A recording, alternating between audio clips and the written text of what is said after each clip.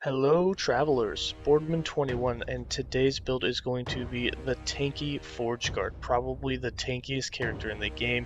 Easily can go over 100 waves. You can face tank anything. You can stand and just face tank the Emperor of Corpses. You can stand in Lagan's Beam of Destruction and not die. You'll take a little bit of damage from it, but you will not die. The damage reduction on this bad boy is just crazy. Alright, let's go ahead and get into the skills. For skills, we're running Lunge, Vengeance, Ring of Shields, Shield Bash, and Devouring Orb. For Lunge, we have 4 points in Into the Fray, 1 point in Double Strike, 3 points in Tactician, 4 points in Forge On, 1 point Unstoppable, 1 point in Initiative, and 5 points in Avenger's Charge. This skill gives you a lot of crit chance.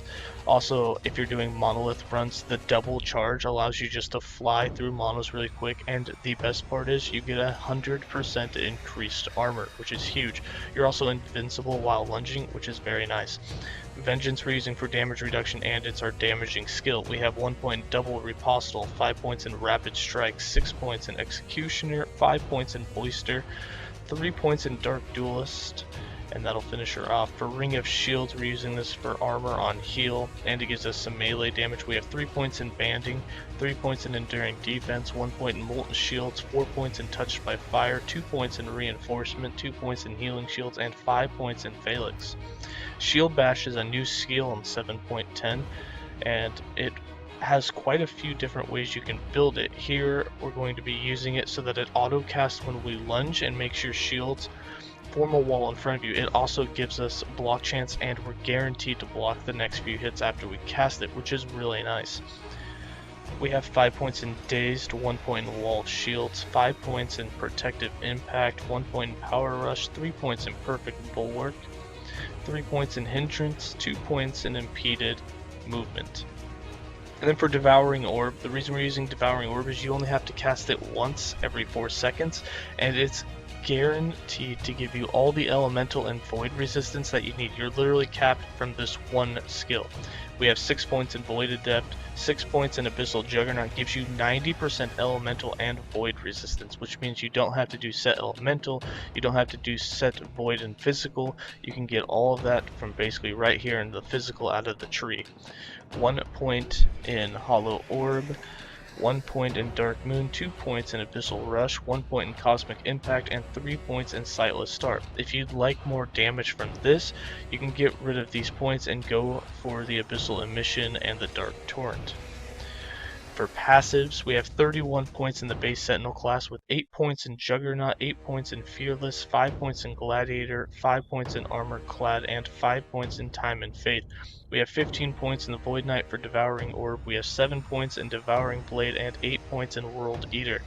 5 points in the Paladin, all of which are an honor for the block chance, and 61 points in the Forge Guard, with 5 points in Battle Hardened, 1 point in Weapons Master, 5 points in Steel Aegis, 5 points in Rallying Block, 1 point in Pedest, 1 point in Fresh from the Forge, 4 points in Shield Breaker, 5 points in Hammer and Anvil, 5 points in Flawless Defender, 5 points in Infinite Bulwark, 1 point in Osprey's Bane, 8 points in Walls of Solarium, 5 points in Liquid Iron, and 3 points in Shield Crafter.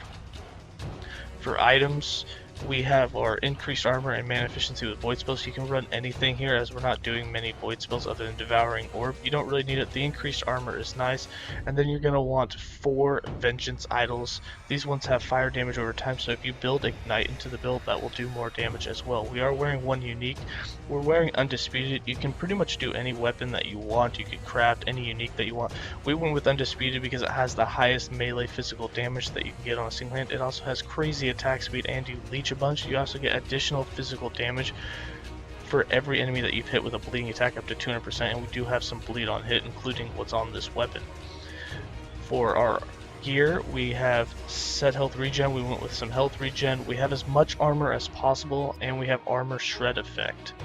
We have the same thing for the helm. For our amulet, we have physical penetration and increased physical damage, and the amulet is where you get the chance to shred armor on hit. We have 93% on our amulet. For our shield, we went with the Solarm shield. You want as much block chance as possible, and you want reduced damage taken on block. You can also get all resistances on the shield. We have some set necrotic and poison resistant. That's the only set that we went for. For our ring, we have set necrotic and poison and some vitality, same with the other ring. For our belt, we have a lot of increased armor and some health, dodge rating on potion use. Again, with the amulet, another necrotic and poison. For our boots, we have increased armor, and for our gloves, we have melee attack speed and more health regen per second, and we put some necrotic and poison. For our character sheet, you can see that once we cast the Devouring Orb, which you can have 100% uptime, you're capped on everything except for physical. We're 1% under, but it's 1%.